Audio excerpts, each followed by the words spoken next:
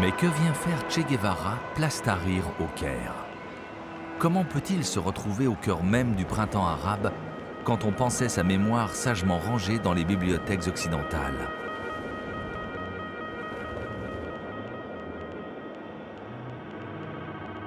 Et on ne le retrouve pas seulement en Égypte, au Yémen ou en Syrie. Il réapparaît régulièrement dans les grands mouvements de révolte, comme chez les indignés européens ou auprès des militants de Occupy Wall Street.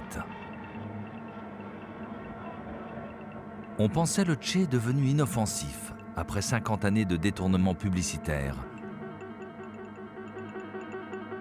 Une figure de révolutionnaire enterrée sous des tombereaux de produits dérivés, plus kitsch les uns que les autres.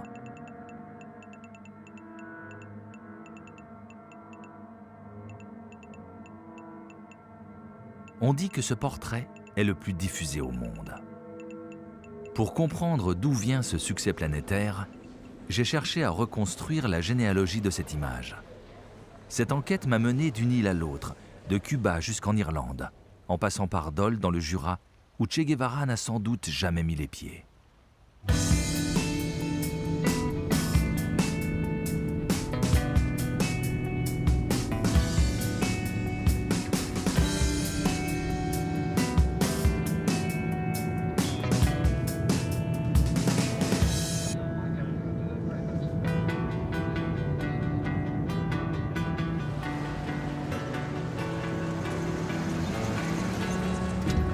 Première étape, La Havane. Pas facile de choisir le bon filtre pour regarder cette ville. On peut se focaliser sur les indéniables succès de la Révolution, l'éducation pour tous, une espérance de vie record pour l'Amérique latine, ou alors capter les signes d'un régime en fin de course, qui égrène depuis 50 ans le même chapelet de slogans et d'images d'Épinal.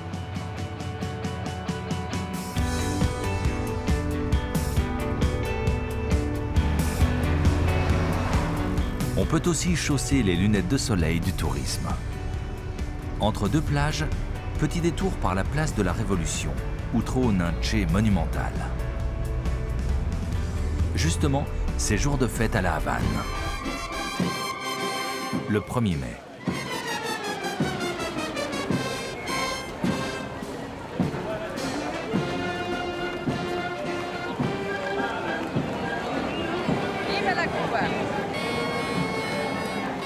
Dans ce défilé du 1er mai à La Havane, Che Guevara a encore plusieurs visages. Ici, il ne s'est pas encore transformé en un logo désincarné. Ce sont de vraies photographies. Elles témoignent d'un âge d'or de la photographie cubaine, rendu possible par l'arrivée des révolutionnaires en 1959.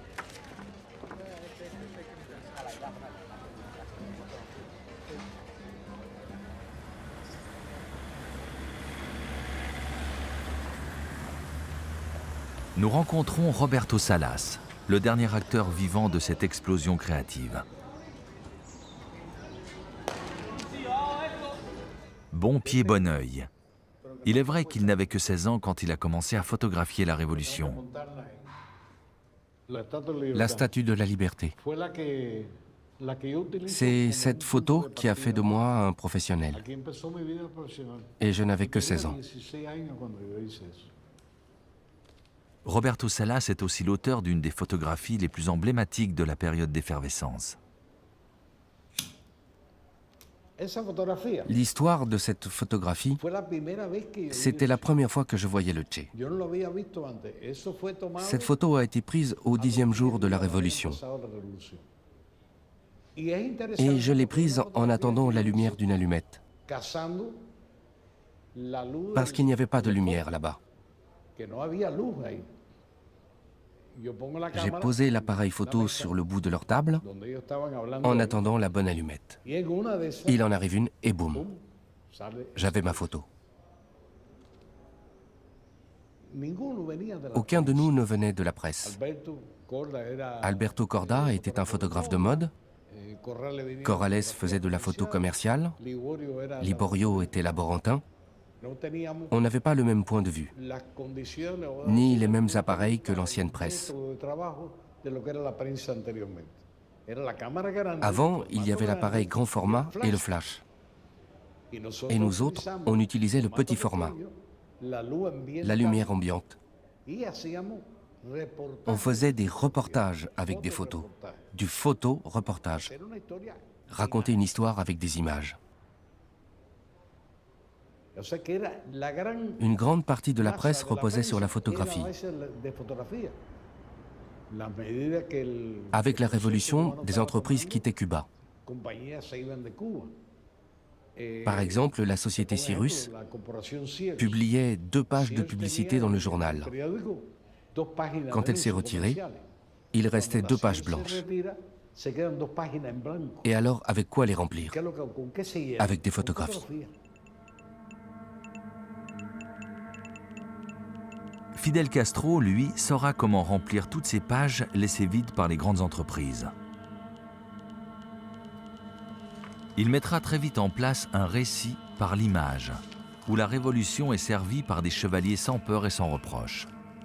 Les plus célébrés d'entre eux s'appellent Camillo Cienfuegos et Ernesto Che Guevara. Il est vrai que le parcours de Guevara a de quoi remplir plusieurs cahiers de récits épiques. Dans le maquis de la Sierra Maestra, où s'organise la rébellion contre la junte de Batista, le médecin Ernesto Guevara devient guerriero, ce qui ne va pas de soi. Il y gagne aussi une nouvelle identité. Depuis cette période, on l'appelle le Che.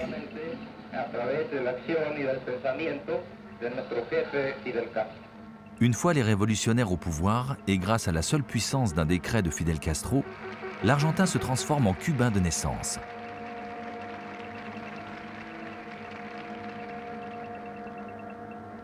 Il est beau ce guerriero, beau et terriblement photogénique.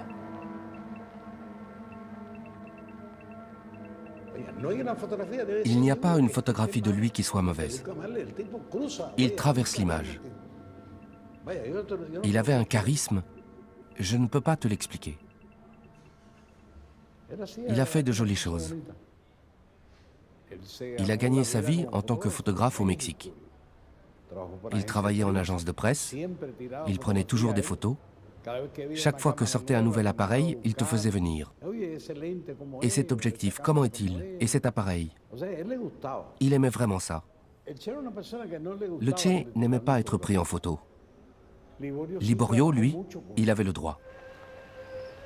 Presque tous les dimanches, le Che envoyait une voiture le chercher. Liborio devait travailler. Après, il pouvait prendre des photos. Devenu ministre de l'Industrie, Ernesto Guevara instaure le principe du travail volontaire, où chacun donne de son temps gratuitement pour l'édification du socialisme. Pour être suivi des Cubains, il a besoin de la presse. Alors chaque week-end, il invite fermement Liborio Noval, un photographe du journal Granma qui le suit au champ et à l'usine.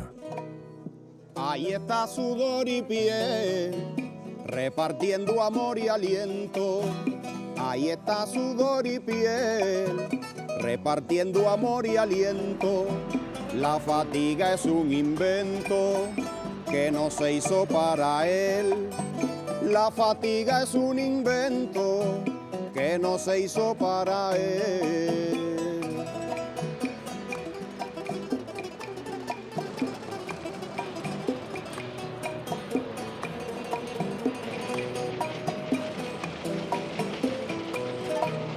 Sube al más alto nivel el esfuerzo productivo, sabe ante el imperativo de un sistema solidario, que el trabajo voluntario tributa al bien colectivo, que el trabajo voluntario tributa al bien colectivo.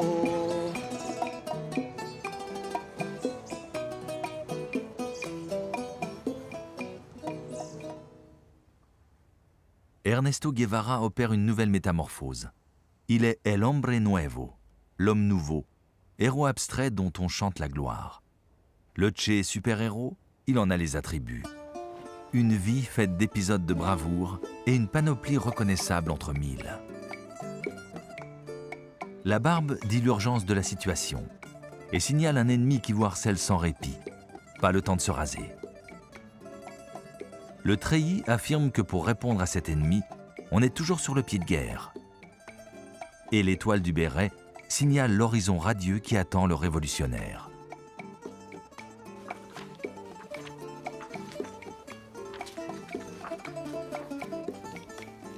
Pour sa thèse à l'université de la Sorbonne, le jeune historien Camille Pouzol a réuni une quarantaine de bandes dessinées qui lui sont consacrées.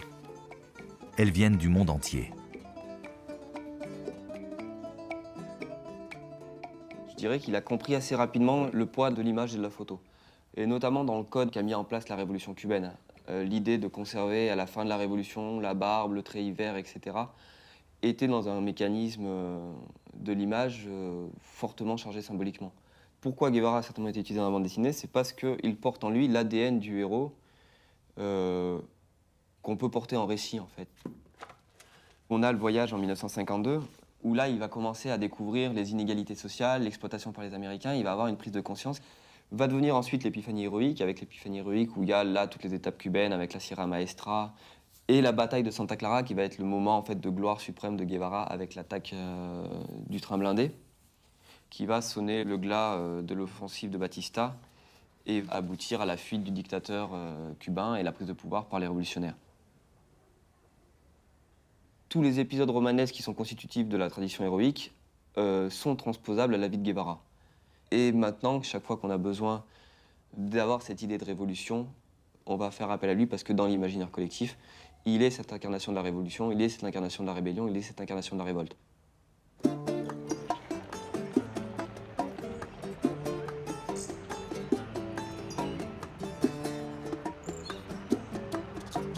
Castro l'a bien compris quand il pose ici, en 1982, à Santa Clara, la première pierre du mausolée construit en l'honneur d'Ernesto Guevara. Le Che, éternellement jeune et rebelle, le Che est une parfaite caution pour un régime qui, lui, a déjà pris quelques rides. En édifiant cette statue monumentale, Castro offre au peuple un immense écran de projection à toutes les idéalisations.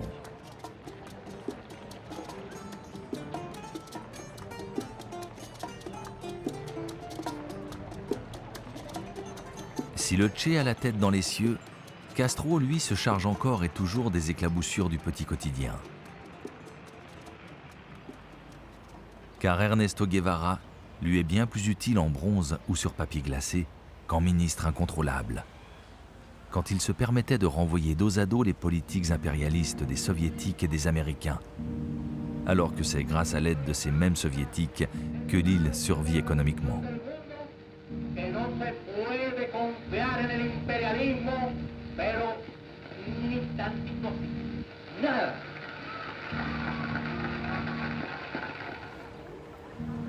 Très vite, l'idéalisme du Che va se heurter au pragmatisme de Fidel Castro.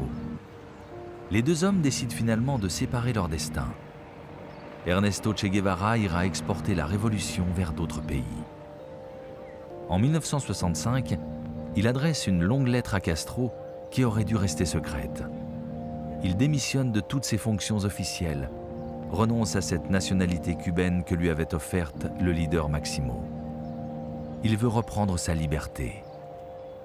Il renonce ainsi à cette figure qu'il a patiemment construite avec Fidel Castro. À cette époque, Che Guevara est déjà un des symboles des mouvements de révolte contre l'impérialisme nord-américain, ce qui complique une sortie discrète de l'île. Pour qu'il puisse retrouver la vie clandestine du guerriero, les services cubains vont changer son apparence physique. Un faux passeport fera de lui Ramon Benitez, un représentant de commerce uruguayen. C'est sous ses traits qu'il ira faire ses adieux à sa famille. Puis le numéro 2 du gouvernement cubain disparaît littéralement de la scène politique internationale. Castro, parfois accusé de s'être débarrassé de son bouillant ministre de l'Industrie, trouve bon de se justifier en rendant la lettre publique. Il le fait dans des circonstances d'une particulière cruauté, lors de la première assemblée du tout nouveau Parti communiste cubain et en présence de la femme de Guevara, Aleida March.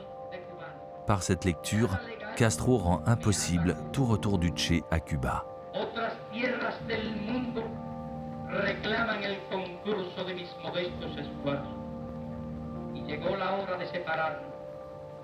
Sépase que lo hago con una mezcla de alegría y dolor. Que no dejo a mis hijos ni mujer nada material y no me apena. Me alegra que así sea. Que no pido nada para ellos, pues el Estado les dará lo suficiente para vivir y educarse. Il s'est préparé à Cuba pendant un temps. Et là, on l'a transformé, on l'a changé. On lui a coupé les cheveux, on lui a posé une prothèse sur les dents. Il a appris à marcher avec des lunettes à gros foyer. Il s'est transformé en une autre personne. Une fois la transformation terminée, il demande à nous voir. Mais on ne devait pas savoir que c'était mon père. Sinon, on en aurait parlé autour de nous. Et personne ne devait savoir où était mon père. Nous sommes arrivés pour dîner avec lui. Il s'est présenté comme un ami de papa. Il s'est assis en tête de table et m'a permis de m'asseoir à l'autre extrémité. Il s'est servi du vin rouge pur, alors que mon père le mélangeait avec de l'eau. Alors je me suis levée et je lui ai dit « Tu n'es pas du tout un ami de mon père ». Il m'a demandé pourquoi je disais cela. Mon père prend son vin rouge avec de l'eau. Toi, tu le prends pur, alors que c'est avec de l'eau qu'il est bon. Pour moi, tout ce que faisait mon père était bien. Et je suis allée lui ajouter de l'eau dans son vin.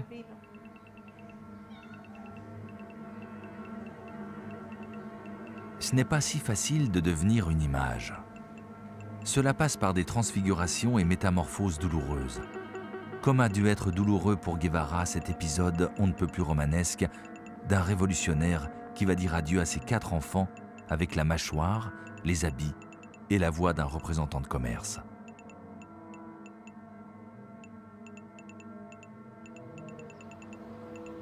Le corps d'Ernesto Guevara n'en a de toute façon plus pour longtemps. Il est engagé dans un mouvement de désincarnation qui ne prendra fin qu'en 1967 avec une macabre mise en scène des militaires boliviens. Ce corps pourra alors laisser la place aux images, puis à une seule image. Enthousiasmé par la toute jeune révolution, le photographe suisse Luc Chessé a 25 ans quand il s'envole en 1961 pour la Havane. En 1972, les autorités cubaines qui cherchent à retrouver le corps du Che l'envoient sur les traces boliviennes du guerriero. Luc Chessé ne retrouve pas ce corps, mais il en tirera une très belle série de photographies qu'il nous présente lors d'une exposition au musée de l'Élysée à Lausanne. Ça, c'est une image assez intéressante. Son effigie était interdite en Bolivie. Et alors les enfants avaient trouvé un système, ils découpaient un chablon en papier et avec les rayons du soleil, on projetait l'image de Che. Et quand il y avait des soldats ou des policiers qui s'approchaient, hop, ils déchiraient le papier, et ni vu ni connu. Il y avait aussi des hôtels dans les chapelles ardentes. Directement après sa mort, quand il a été amené dans l'hôpital de Valle Grande, les paysans qui l'avaient quand même vendu et dénoncé, ben, tout d'un coup, ils ont commencé à lui tirer des mèches de cheveux pour en faire des amulettes. Il avait cette allure très christique qui a quand même frappé beaucoup les imaginations des gens.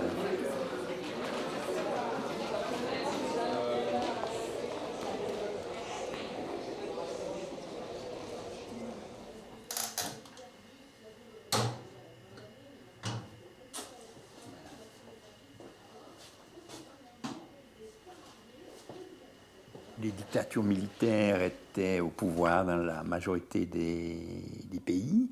Et alors, le Che, c'est vraiment l'icône, l'emblème de la lutte armée, de la guérilla, du changement.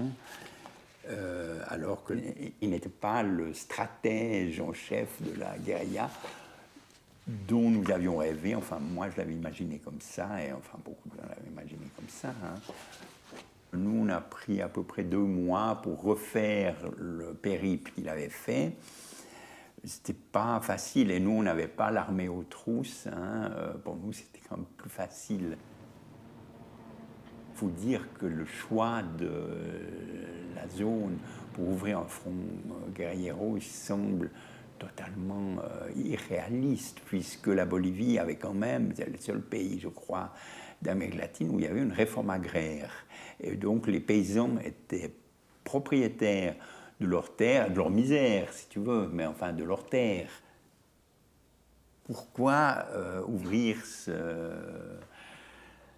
front de guérilla là en Bolivie, qui semblait être vraiment un des pires, un des endroits où ça ne pouvait pas réussir?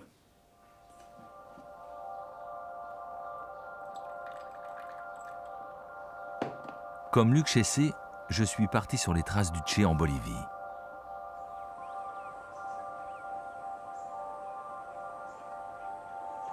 Ernesto Guevara entraîne ses compagnons dans une sorte d'expérience radicale. Un long retour à l'état de nature. Ce qu'il cherche dans cet environnement hostile, c'est que chacun aille au plus loin de lui-même. L'homme nouveau sera celui qui sortira vainqueur de cette nature hostile. Ernesto Guevara aime se comparer à Don Quichotte, le chevalier qui avait lu trop de romans. L'expédition commence par une marche d'exploration qui rapidement se transforme en marche forcée, avec des militaires boliviens sur les talons, et enfin en perdition, quand des Cubains égarés, isolés, épuisés, en arrivent à boire leur urine. Le Che, quant à lui, hirsute et asthmatique, blesse sa mule qui refuse d'aller plus loin. Le 8 octobre, jour anniversaire de la capture du Che, j'ai suivi un couple de jeunes Allemands et leur guide bolivien qui leur a vendu ce pèlerinage. C'est qu'il existe un tourisme du Che avec étapes signalées, comme autant de stations d'un chemin de croix. Et sur les traces de celui qui s'est dilué dans ce paysage, nous avons commencé par nous perdre. Ici, il y a un sentier. Où êtes-vous? Vous voyez un chemin? Il y a des traces? Quelle histoire! Nous voilà perdus.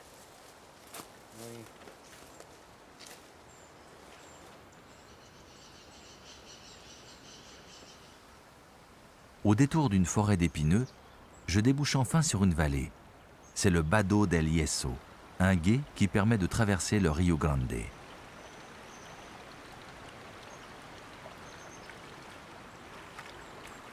C'est aussi là que s'est fait piéger tout le groupe d'avant-garde des guérilleros.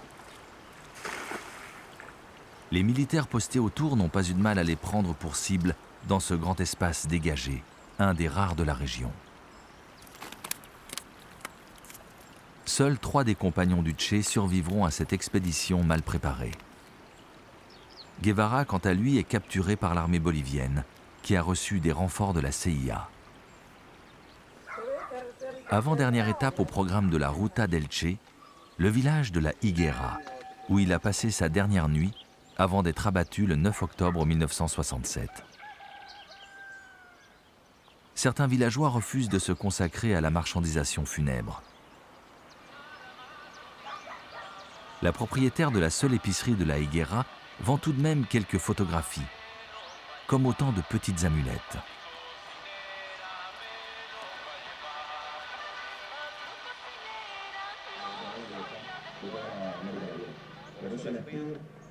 À la date anniversaire, la télévision bolivienne retransmet en direct les célébrations.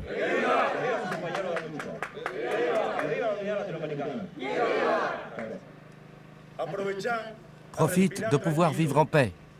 Tu remplis tes poumons de ciel, là où tu es, si c'est bien là que tu es.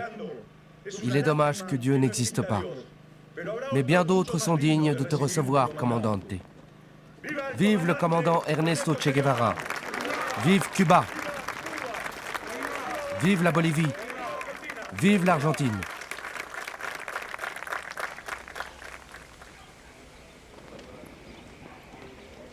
Sur la pierre qui porte le buste géant du Che, une autre scène attire mon attention.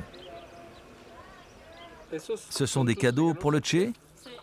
Oui, des biscuits, une poule que j'ai préparée, ses chips, son soda. Il y a aussi 1 kilo de pâtes.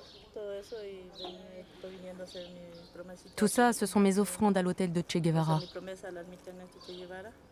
Ah oui. Pour qu'il nous aide avec notre santé. Parce que mon frère a eu un accident, il est en fauteuil roulant. Aussi pour ma mère qui ne va pas bien. Je viens de loin. Je ne suis pas d'ici, de par là-bas, au-delà des collines. On a loué une moto.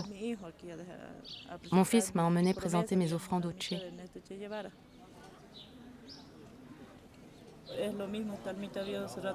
Tout à l'heure, quelqu'un nous a demandé comment vous, des personnes vivantes, pouvez vénérer un mort. Parce que c'est une personne venue mourir ici pour nous, comme le Seigneur. On le prie avec foi et il nous aide. Alors c'est pareil.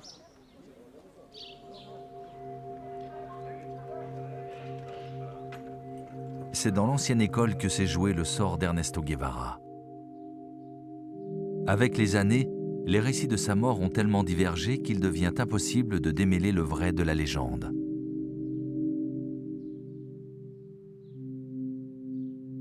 Cette année 1967, Julia Cortés était l'institutrice de l'unique classe de la Higuera.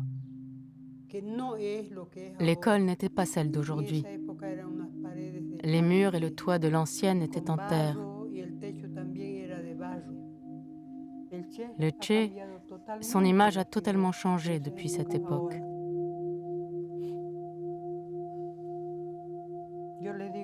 Avant, on le cherchait avec des balles.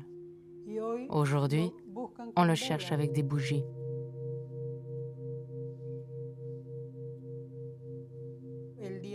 Le 9, ils ont fait sortir le Che pour prendre une photo. Alors on a pu l'observer. Il y avait une lumière très forte, beaucoup de soleil. À la porte, le garde m'a demandé si je voulais connaître le Che. J'ai répondu que j'étais venue pour ça et il m'a laissé entrer. Il était derrière moi. Cela m'a surprise. J'étais étonnée de voir là une aussi belle personne, détenue.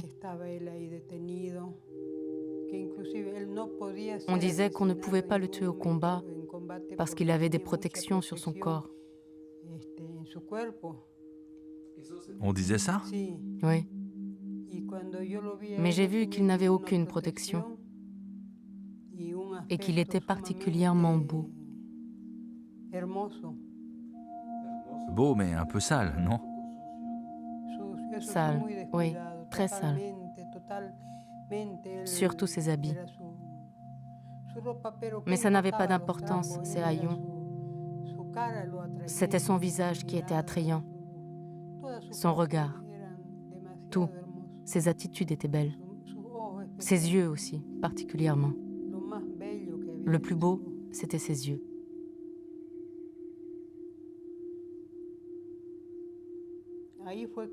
C'est là qu'il m'a dit qu'il avait faim, qu'il avait demandé qu'on lui apporte quelque chose. Alors je suis sortie pour lui ramener un bol de soupe que ma mère avait préparé. Je lui ai apporté et je suis partie. C'est alors que j'ai entendu la rafale.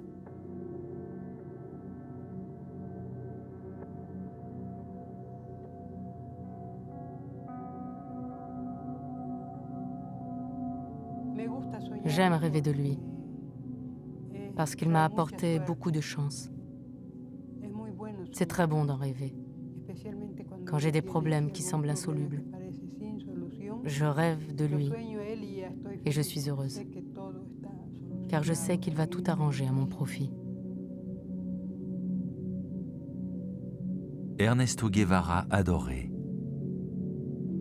Comme saint ou comme homme idéal, encore aujourd'hui, chacun projette l'image qui lui convient.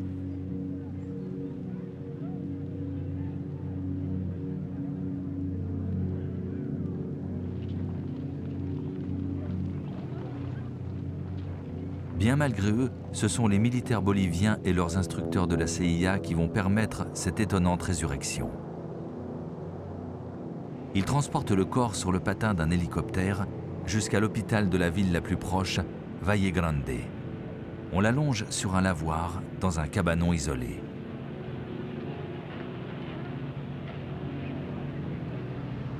L'homme qu'ils ont capturé puis abattu ne ressemble en rien au héros de la révolution cubaine. On penserait plutôt à un homme des bois. Il est sale, hirsute, porte des morceaux de cuir à la place de ses bottes et il a perdu son béret légendaire.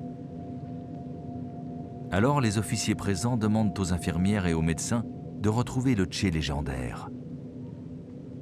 On enlève les haillons, on le nettoie, on refait la coupe de cheveux et de la barbe.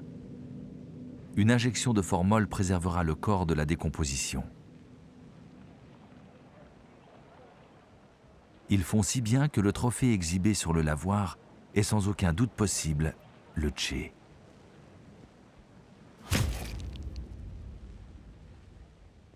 Les photographes de presse sont invités à venir immortaliser la scène. Leurs images feront la une des journaux du monde entier. C'est le premier épisode d'une incroyable résurrection par l'image.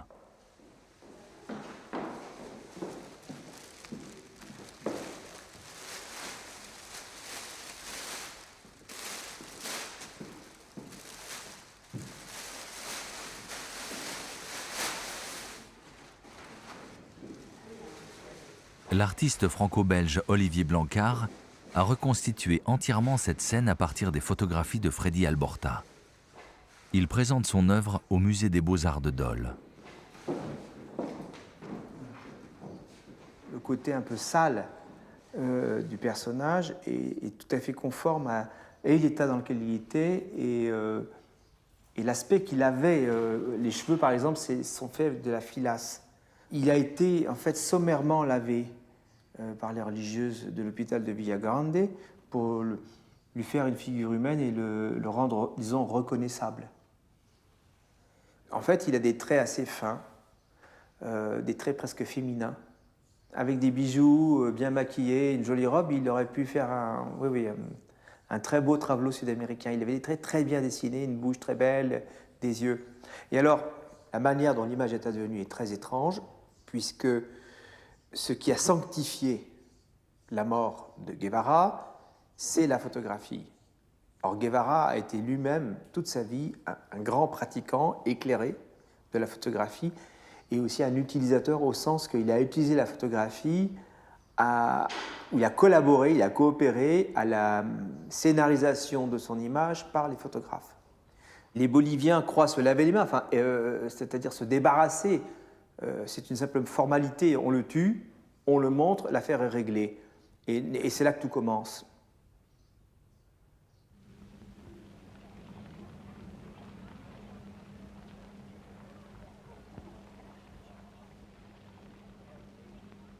On est dans une crypte et un photographe de La Paz, il sait tout de suite où se situer parce que depuis qu'il est petit, il avait des images comme ça de la Passion.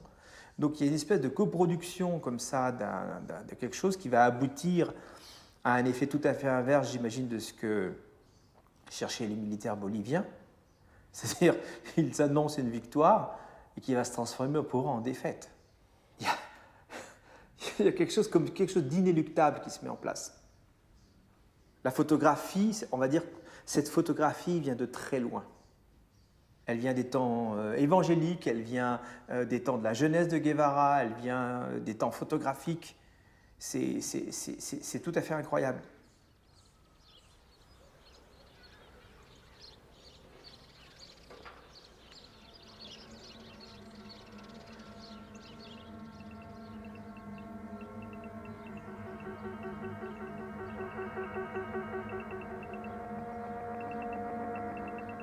La photographie n'est pas qu'un simple témoin de la vie de Che Guevara.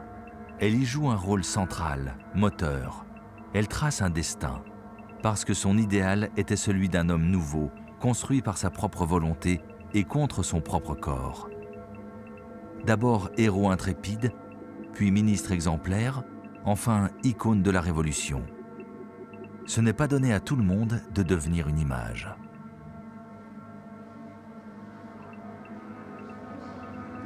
Au musée du Louvre, nous suivons la philosophe Marie-Josée Montzin à la recherche cette fois d'un tableau. Il s'agit du Christ mort couché sur son linceul, peint par Philippe de Champaigne en 1654. On a affaire à un thème très traditionnel, celui du Christ mort après la déposition, donc avant la résurrection. Il est traité avec une grande économie colorée, des teintes cadavériques. C'est le destin de toute incarnation. C'est de sacrifier sa vie pour que vive éternellement ce qu'il y a de plus important pour l'homme. Le Christ, lui, a accepté de partager le sort le plus terrible de l'humanité. Mettre Che Guevara dans la même scénographie signifie effectivement qu'il est comme l'incarnation de la Révolution, qu'il a été l'incarnation de la Révolution et que la Révolution ressuscitera après lui, qu'il a accepté en étant cette incarnation d'aller jusqu'au sacrifice, en offrant son corps torturé, mutilé, mort, et dans l'éternité d'une image, il devient aussi lieu de recueillement et lieu de promesse. Ça le sort justement de la simple idéologie. Il n'est plus un idéologue, Che Guevara, quand il devient... parce que ceci n'est pas non plus le corps d'un idéologue. C'est un corps divin. Une divinité. C'est que les militaires boliviens ne pouvaient pas faire la dernière image. Leur trophée est très vite devenu un martyr, et ils doivent endosser maintenant le rôle ingrat d'exécuteur des basses œuvres de la CIA. Les étudiants nord-américains engagés dans des luttes contre la guerre du Vietnam, puis les étudiants français, allemands et italiens qui secouent la vieille Europe au printemps 68, tous vont brandir un nouvel étendard. Che vive, le Che n'est pas mort. Car pour répondre à la junte bolivienne, l'unanimité va se porter sur une seule image, qui va éclipser toutes les autres. Une image de transfiguration prise par Alberto Korda en 1960. Une image qui attendait sagement son heure, épinglée dans le studio du photographe. Un portrait complexe qui entremêle l'image du héros révolutionnaire et de la beauté romantique. Pour comprendre son succès, il n'y a sans doute pas à chercher une équation graphique parfaite. Il faut simplement comprendre que ce portrait arrive comme la parfaite réponse aux militaires boliviens, qui pensaient naïvement avoir le dernier mot, la dernière image. Voilà donc Ernesto Guevara, l'homme aux 1000 ruses, expert en métamorphose, celui qui avait peur qu'on le prenne en photo. Ernesto Guevara, devenu une seule image, une seule identité. Alberto Korda nommera son portrait El Guerrillero Heroico. Il disait qu'en prenant la photo du Che, il avait l'intuition que ce serait une bonne photo. Il a marqué le recadrage avec un crayon rouge. C'est à l'éditeur italien Giangiacomo Feltrinelli que l'on doit la diffusion éclair de ce portrait. Feltrinelli entre dans le studio de mon père. Il voit le mur où mon père avait accroché la photo du Che et il lui dit « Je cherche une photo du Che et c'est celle-là que je veux. Combien je vous dois ?» Mon père « Je vous en fais cadeau. » Et il lui a offert 2 copies. Parce qu'on ne voyait pas les choses du point de vue monétaire,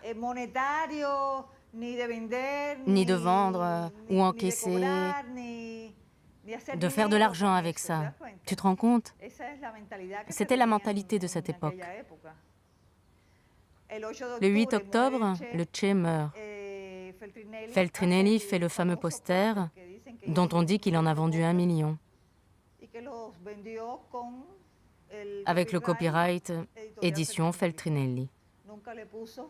Il n'a jamais indiqué photo Corda.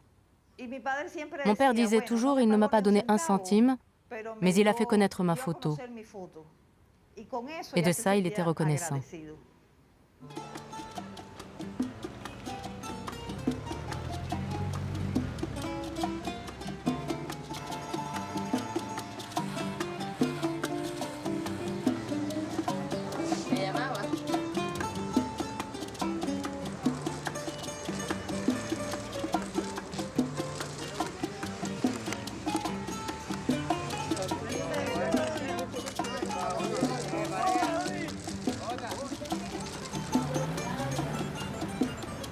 Dans la vieille Havane, nous croisons Manolo. Le tatouage qu'il porte est une rente. Il attire les touristes, à qui Manolo propose ensuite différents services. Le tatouage, je me le suis fait parce que tout le monde l'aime. Tu comprends? Quand les gens le voient, ils me prennent en photo et ramènent la photo dans leur pays.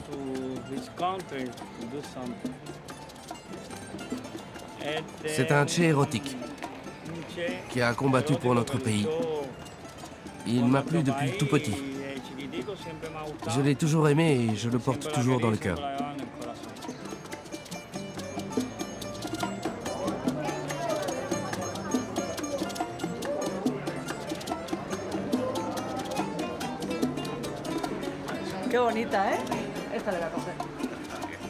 Il n'y a rien d'étonnant à retrouver l'image de Che Guevara reproduite sur les objets les plus improbables. Plutôt qu'une seconde mort, on devrait parler d'une nouvelle vie. La vie d'Ernesto Guevara devenue icône, une image qui vit d'une manière autonome. D'ailleurs, Alberto Corda avait très vite accepté d'être dépossédé de son guerriero heroico. Il avait compris qu'il ne lui appartenait plus. Pas plus qu'une sainte icône n'appartient au peintre qui l'a reproduite. Elle appartient à ses adorateurs et à la force de leur croyance. Ceci est donc l'histoire du portrait d'un homme qui voulait disparaître, pris par un photographe qui accepte de ne pas en être l'auteur. Cette histoire pourrait s'arrêter ici. L'image de Corda perdre de sa force avec le temps, et chacun oublier le destin de ce guerriero si héroïque. Mais voilà, c'était sans compter avec Jim Fitzpatrick, un artiste irlandais qui dès 1968 fera de lui une icône pop.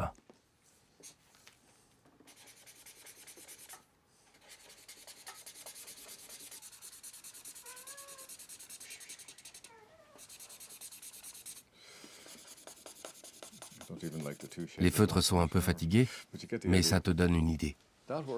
J'ai fait cette œuvre à partir de la photographie qui m'a servi de référence. Mais quand je dis référence, en fait, je voulais en faire une image plus iconique. J'ai baigné dans le catholicisme, les images sacrées, les regards vers le ciel, tout cela, et aussi les cheveux flottants dans le vent, et je m'en suis inspiré pour faire ce poster. Je voulais qu'il ait l'air d'un martyr. Pour moi, c'était un martyr. Je suis toujours très croyant, et même si le Che ne l'était pas, pour moi, c'est une figure christique qui s'est sacrifiée pour les pauvres, ceux qui n'ont rien. Voilà l'original, avec les instructions d'époque, indiquant comment créer et imprimer le poster du Che. J'ai décidé de créer quelque chose de puissant et graphique.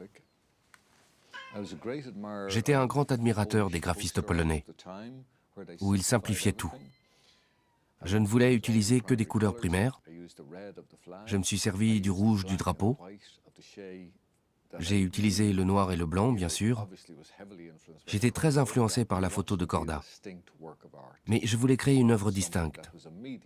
Je voulais quelque chose d'évident, qui vous marque à jamais. Je l'ai fait lors de l'hiver 1968 pour l'exposition Vivace à Londres. Ils ont utilisé mon image sans rien demander. Quand je suis retourné à Londres 6 mois après, elle était partout. Ma signature avait été retirée. Quelque part, j'ai été indigné. Pas pour le copyright dont je me fous, mais qu'ils aient enlevé mon nom. Alors j'ai décidé d'abandonner mes droits d'auteur et je l'ai annoncé dans tous les journaux pour les empêcher de l'utiliser à des fins commerciales. Elle devait pouvoir être disséminée partout. J'ai travaillé avec tous les groupes révolutionnaires d'Europe. Je le voulais vraiment très simple à reproduire, pour que toute organisation puisse le faire. À l'époque, je n'utilisais pas la photographie. Il n'y avait pas de photocopieuse ni d'email. Alors j'ai collé la maquette du poster sur la fenêtre, j'ai mis un calque dessus et je l'ai redessiné. J'en envoyais à toutes les cellules qui en demandaient. Je les encourageais à en faire le plus de copies possible. Je voulais qu'ils se reproduisent littéralement comme des lapins. C'est donc le dernier élément qu'il nous manquait pour comprendre l'incroyable viralité de cette image. D'abord, le charisme d'un homme très photogénique. Ensuite, une photographie qui répond parfaitement à une attente historique. Puis des auteurs qui acceptent humblement de s'éclipser. Et enfin, une image tellement simplifiée que chacun peut la reproduire et se l'approprier. D'ailleurs, l'image du Che la plus vendue sur Internet est un montage qui porte à la fois la simplicité, la multiplication et l'absence d'auteur. C'est un faux Andy Warhol, 9 déclinaisons colorées du graphisme de Jim Fitzpatrick. L'image qui est la plus répandue et la plus reproduite, ce n'est pas la photo de Corda, c'est en particulier la version graphique de Fitzpatrick. Et quand on parle donc de ce portrait, on fait comme si on était face à une photographie, alors qu'en réalité, toutes les versions de l'image sont légèrement différentes. Il y a voilà, des petites variations qui sont autant de formes graphiques qu'on assimile dans une sorte de syncrétisme très caractéristique de l'imagerie populaire à une image, alors qu'en réalité, il y en a beaucoup. Le repère qui est celui de Fitzpatrick à cette époque, ce sont les travaux de postérisation de Warhol. Ce principe iconographique, il vous embellit. Alors, le Che, il était déjà tout à fait beau gosse, hein, mais dans cette version éthérée, postérisée, graphique, il devient encore plus superbe. Une des caractéristiques que je trouve les plus passionnantes probablement de Guerriero Heroico, hein, cette icône, qui n'est plus Che Guevara, c'est que toutes ces manifestations, on dit que c'est l'image la plus reproduite dans le monde, ce n'est pas seulement l'image la plus reproduite, en fait, toutes les versions existantes de Guerriero Heroico sont des images éditées, c'est-à-dire des images qui sont sur des posters, sur des t-shirts, sur tout un tas d'objets qui sont des objets appropriables. Et c'est précisément parce qu'une image comme celle-là est aussi vide que chacun peut y mettre ce qu'il veut, ou presque. Alors, voilà. Là, on a Che Guevara qui écoute de la musique. Voilà, avec des écouteurs. On va peut-être pas mettre celui-là. Ah, là, on va retrouver des copains qui l'ont sur la peau. Parce qu'on parlait des supports sur lesquels on peut porter le Che, il y en a pas mal qui l'ont tatoué à même la peau. Et dont Diego Maradona.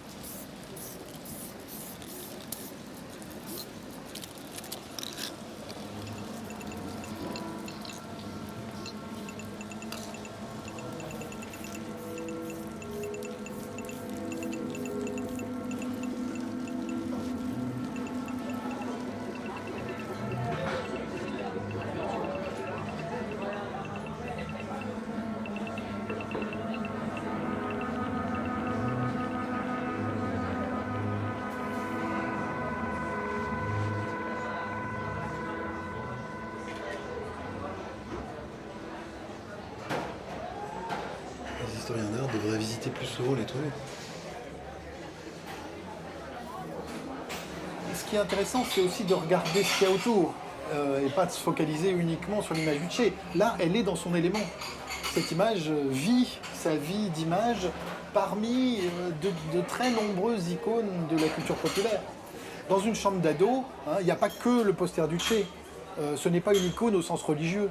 Ça rentre en composition avec des chanteurs, de la musique, avec des acteurs, du cinéma. Et donc, voilà, cette image-là appartient à cet univers. beaucoup plus large, c'est beaucoup plus existentiel. C'est la contre-culture. On est dans quelque chose qui est le refus d'une société. Les repères politiques eux-mêmes font l'objet du refus de cette jeunesse qui va préférer trouver dans la musique le message, l'horizon d'une société meilleure, plutôt que dans les livres de Marx. Malgré une forme d'affaiblissement du message politique, esthétiquement, elle est toujours là. 50 ans après, c'est quand même assez extraordinaire. Listo.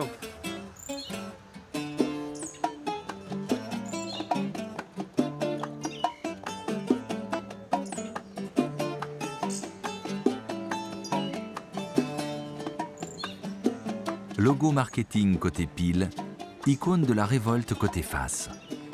Et l'une ne peut survivre sans l'autre. C'est peut-être grâce à ce paradoxe que l'image du Che dure aussi longtemps. Les objets dérivés la font exister au quotidien dans une forme dépolitisée. Et parfois, un artiste, un citoyen, un indigné s'en saisit pour lui redonner de sa valeur mobilisatrice. Récemment, Che Guevara est même apparu en creux, dans l'absence même d'image. Au moment d'abattre Oussama Ben Laden, les Américains n'ont pas répété la même erreur. Ils n'ont pas pris le risque de transformer leur trophée en martyr et ont choisi l'absence totale d'image du corps. La seule photographie largement diffusée est un contre-champ, Barack Obama suivant le déroulement des opérations sur un écran. Ironie de l'histoire, ce même Barack Obama choisissait pour sa campagne de 2008 une affiche façon Che. C'est dire si aujourd'hui, la circulation des images emprunte souvent des diagonales étonnantes.